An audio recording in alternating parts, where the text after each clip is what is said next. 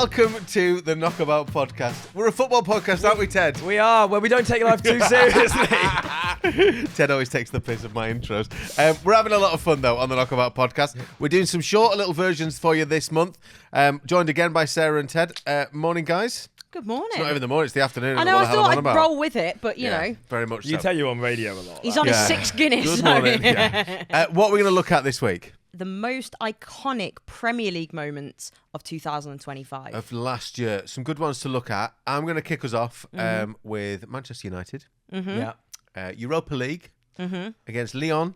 Losing, going into the last minute. 2 great goals. Fantastic game. Brilliant comeback once again. Who was it? Kobe Mainu scored in that one. Maguire? And Maguire as well. Maguire often pops up with a last minute goal as well. Yes. Also, by the way, Harry Maguire, earlier Lucas had it up because we were talking about this on a separate record. Harry Maguire's on Cameo. Why does he need He's to be? not. It's 430 quid for Harry Maguire on Cameo. I don't know why you would get him mid-season. I feel that's actually quite out of contract or something. Lucas, can you just Google Harry Maguire Manchester United salary? I need to know how much this man needs. I'm going to guess 7 million a year. I always think Joe Hart was on 4.25 million. Right, so what's that a week? Because I always go weekly. I know, I would go about I think he's 200 grand a week because it's Man United. I'm going to go 5 million a year. 9.88 million! And I'm paying the London Stadium. But you never know. So I've got a friend who does Cameo. Okay. And, you know, he does a podcast. He does well for himself. But he does it, and every penny he makes from it, he gives to charity. Oh, that's nice. Yeah, but he's trying to make 0.12 million. If I had nearly 10 million quid, I wouldn't be doing Cameo. I'd just give away some of my money. Yeah. I wouldn't then be working more to then give away that money. Yeah, just give what you've already got. Would be inconsequential. I'd give away the 0.88. Yeah. 800 grand a year. Yeah. See you later. That's fine. And that's nothing for him. No. There's a great moment, though. I would say... Slabhead. one of the great football nicknames, by the way. Slabhead perfect. I mean... Yeah. The fridge. Shall we That's the other one expand they it then, called him. just to be general football? Because, Yeah. you know... There's Yeah, been some why great not? footballing moments this year. Because Lyon, because they were man down.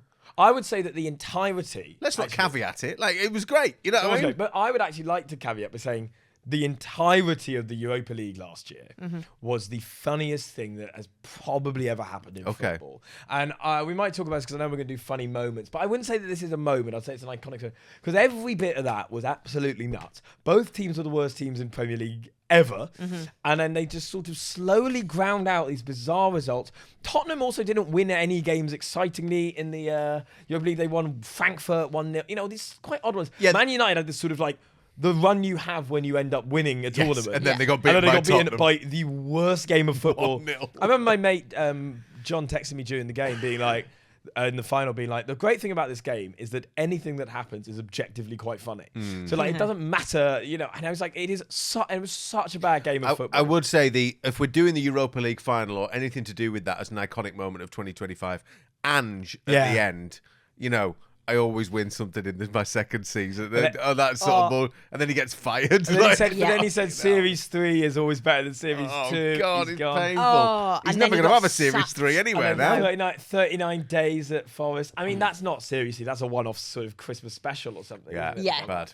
But he did win a trophy in his second season, so he can forever. Yeah. It is one of the greatest things a human being's ever done. In that he's been such a twat all year.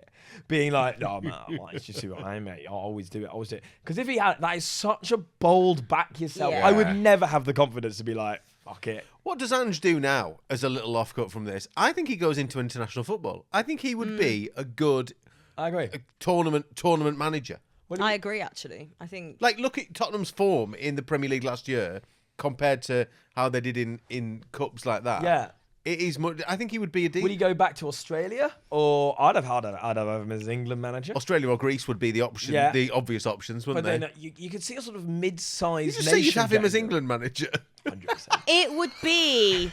It would be hilarious. It would be hilarious. Can you imagine when we get knocked out in the first round of the World Cup and he goes, well, wait till the next World Cup. we'll have a really good nickname for him. We can call him Anglo Postecoglou. Oh, beautiful, Ted. And just work Where along were that. you in the 90s and why weren't you working on tabloid front pages? Like, seriously. It's such a shame that the only thing I'd ever be good at, which is pun titles from Has now been sports overtaken by magazines, doesn't really- ChatGPT. So true. I think that's a great one. I think Ange, where he goes next is funny because whatever happens, he will always have that, that picture of him with his, was it Brennan Johnson and someone else holding up him with The sunglasses. sunglasses, the thug life. Yeah, thug it's life. just like, Yeah. why you? I haven't seen that, so I do need to see that. send that I to you. genuinely haven't seen that. What's up there for you, Sarah, with funny moments? Funny moments. Oof. Well, Anything or Everton, iconic, really. or iconic moments from last year. Oh, yeah, iconic. I mean, I think if we're going outside of Premier League, I think the fact talking about a team that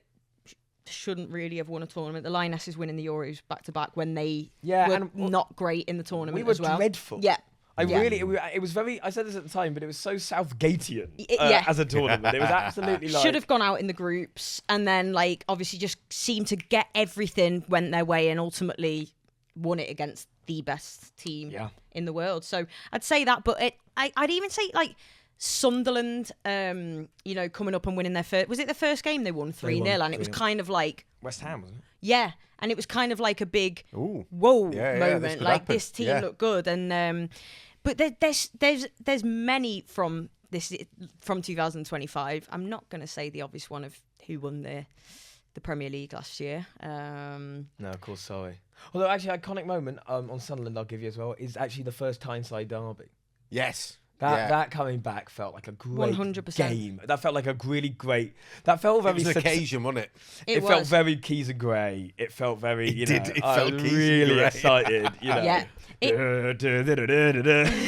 That's exactly what it felt. Yeah. It was great as well, and for a Sunderland fan, you couldn't write it any better, could you? That the star, number 9 of your most hated team scores a great centre forward goal in his own net. To be the winner was just that's iconic, and it felt like Newcastle would have been adamant. They're like, we're not going to lose this game. We can't lose to them. They're already above us in the league and all that. And that was massive. I think Sunderland as a whole has kind of been a standout moment of this season. Just anyway, how it's been going. Yeah.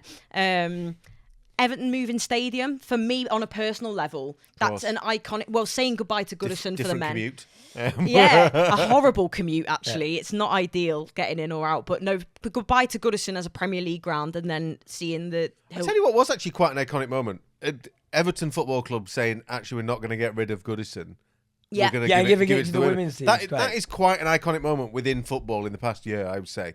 Yeah, definitely. It turned a lot of heads, that decision, didn't it? Of going, oh, right, okay, yeah. Yeah. Because they easily could have done. They easily could have gone, we'll knock it down, we'll sell the land, whatever. And that's what I think everyone kind of expected for a long time. So it was a really pleasant surprise. One, because Goodison Park, I almost feel like it should be a listed building because it's so old and so, Pele's played there and players like that in the World Cup when there was it's bizarre. But Pele's so also much... played at Home Park, Plymouth. So if anyone, do not list that. All the great all the great stadiums. But yeah, it was a real statement, as you said, I think, in terms of backing the women's team. Yeah. It was a win for everybody in terms of fans that mightn't watch the women were happy to know Goodison's still going to be there and maybe come and watch the girls because they want to still go to Goodison Park. So yeah, that's a very, very, very good point, actually. What about Isak Saga? That was a bit of a... Saga was iconic, but it wasn't really iconic. I would say that it was... I'd say that the Isak Saga was boring. I found it very uninteresting because it's everything I don't really love about football. It's a shit part of football. It's so much money for someone that's being an absolute prick about it. But it's quite funny that he's been shite. Yeah, and injured now for ages. Yeah. Don't know whether when this airs, he's just been injured as we air this. They said he's broken his leg. Van der Ven tackled him off the ball. Yeah. And didn't get a punishment for it. But I'd love to hear your sort of more iconic moments, actually. That'd be a good one. Yeah, it would be good. Get in touch with those. Right, thank you very much for listening to this week's Knockabout. If you're enjoying the podcast, we are going to be back properly in Feb. But between now and then, give us a little rate, 5 stars, all that sort of stuff. And we'll see you again soon.